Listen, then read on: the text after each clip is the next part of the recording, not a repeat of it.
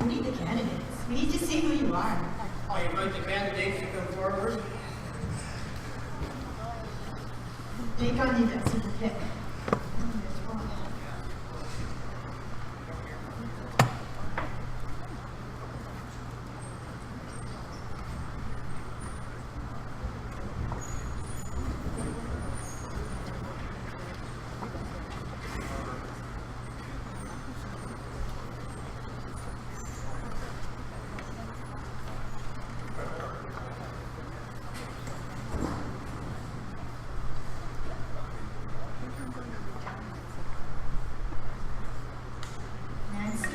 Nancy here? Is Nancy here? Okay. We'll begin and she'll join us.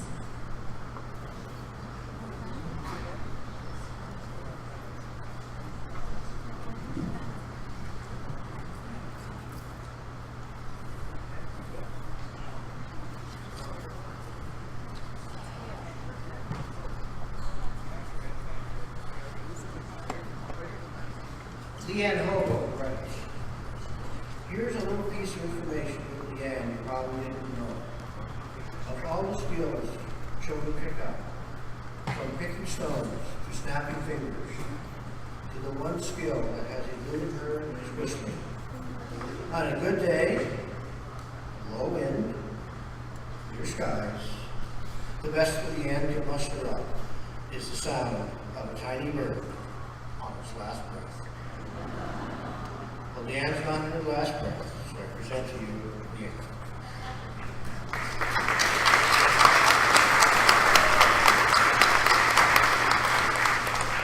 Good afternoon. Albert Einstein is famously quoted as saying, there are only two ways to live your life. One is as though nothing is a miracle. The other is as though everything is a miracle. I look at abundance like that. I can choose to see the glass half empty or half full.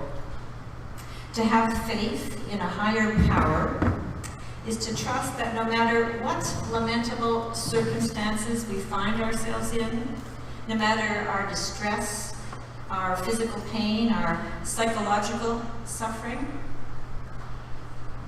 miracles abound. And God is an active, generous, love-filled part of our living. Ce n'est pas toujours facile d'avoir cette confiance. Parfois, nous nous sentons abandonnés dans nos moments de désespérance.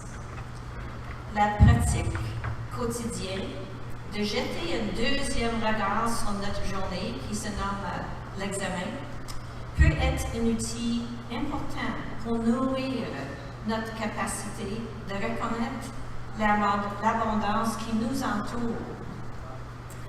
Beaucoup d'entre nous menons des vies surchargées. Nous nous précipitons d'une tâche à l'autre, axés sur les objectifs et les résultats. To live abundantly, to me, means to slow down and take the time to look back on a regular basis. When I do this, I notice the small gestures of care and concern. I notice the beautiful natural world that is my home. I notice the moments for which I am proud. And I notice the web of human activity that supports my living. I recognize the gifts of the day that come my way. And I give thanks. It's not that abundance is created when I do this. It's more that my eyes are open and I see what was always there, but that I was blind to. Cette pratique, qui est l'examen, peut devenir un outil qui m'interroge et qui m'encourage à questionner ce qui m'empêche de vivre pleinement et dans l'abondance. Christ tells us that he can be as a doorway to us, a doorway to a fuller, more abundant life. One way this can happen is when Christ is used as our guidepost and our model, as we seek greater self-knowledge. When we practice self-reflection, Christ comes to us, informing our daily living and challenging us to discover the abundance that we live within and that we can contribute to. Believing that living abundantly is partly a grace that comes to us unbidden, and also partly a choice that we make. It is my hope that I can, personally and in my ministry, strike a balance between doing and being, acting and allowing God's presence to act upon me. Thank you.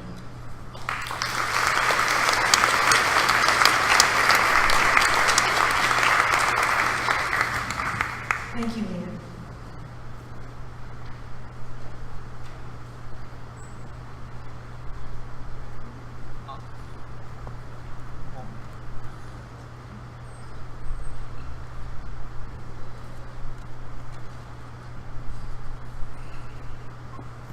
Nancy Best writes, Nancy has been practicing meditation since 1976, when she learned how in a Buddhist monastery in Sierra Leone.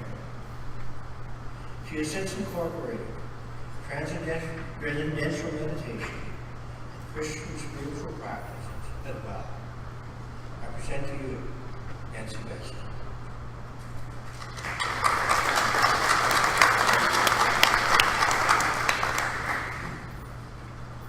Thank you.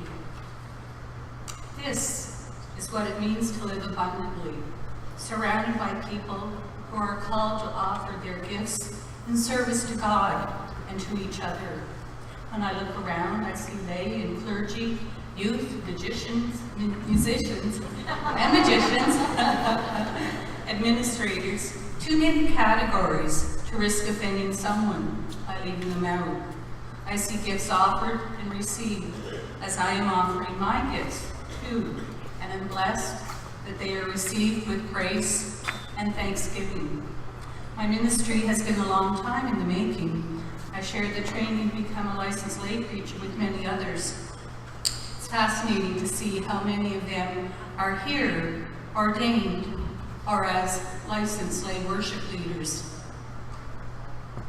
I have been living abundantly since I was given a chance to get my feet wet and covered a sabbatical in Wakefield and Rupert. Working in my student site at Quio Pastoral Charge has taught me the value of visiting, sitting at the kitchen table, and listening to abundance of stories, keeping my rubber boots in the trunk of my car for an impromptu visit to a barn or a sugar bush. Living abundantly means realizing that living life in relationship with God brings joy and fulfillment. Trusting in the Spirit means going back to school, yes, at my advanced age. Between getting my prerequisites and a 5-year MDiv, it's actually taken me 10 years of studying. I dreaded turning 50, but going back to school after discernment opened up a whole new world for me. My 51st year was one of the best ever. I found out that I loved school and learning, but what I loved even more was the interaction with my classmates and professors, living in Halifax for the summer, and endless discussions and debates. This enthusiasm permeates my ministry, and a field-based program meant learning on the job. While at Atlantic School of Theology the first couple of years, we used to have an object that we would pass around like a talking stick, but we used it during prayer time. Each morning as I went down the stairs to the chapel, I would find something to use. It was often a daisy, but more and more as time went on, it would be a feather. Soon it became obvious, not just to me, but to my classmates and profs, that feathers and I seemed to have a special affinity for each other. I would walk outside, and a feather would be lying at my feet. On the steps going to chapel, it would appear just there. It got so that people would walk with me. and they would watch to see when my feather would appear. It happened at home, it happened in Puyo, my student site, as I found feathers in the yards, on the sidewalk in front of the manse, and on the church steps. I found blue jay feathers, gull feathers, robin feathers, bobolink feathers, all from many, many different kinds of birds, but mostly crows. This feather is from a juvenile golden eagle, and it was found by my parishioner on the Sunday before my ordination interview. There's an abundance of feathers in my life, so many that a friend from AST drew a cartoon of me and my feathers. There were so many feathers everywhere that we began to realize that it was no longer a coincidence. Another friend, Pierrette, works with the elders at the Wabano First Nation Center in Ottawa, and she consulted the elders about my feathers. I thought I was just finding enough feathers so that I would have my angel wings. But Pierrette told me that the elders had discerned that the feathers were gifts to me from my ancestors, and that they were honoring my journey. My grandmother was Mohawk and taught me to honor Mother Earth, and that all that share this web of life. I was delighted to feel like she and my brothers were along with me in an active, participatory manner. I celebrate each and every feather that I find or that others give to me.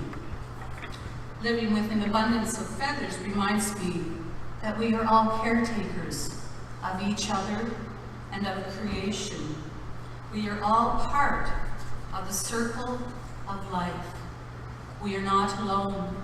We carry the hopes and dreams of our ancestors as we follow Christ and be the light that guides and shines for others. My ministry is shaped in my gratitude for the countless blessings and promise of love and hope, and that takes me through challenging times and delights in the good.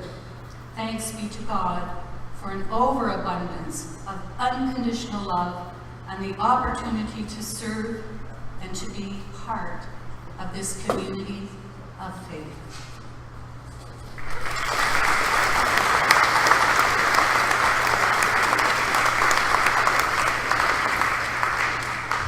Ok, Nancy. C'est un souvenir que si vous avez besoin des écouteurs, ça se trouve en arrière de la salle.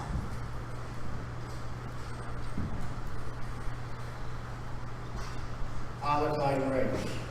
Paula is known as a frivolous. Think of it.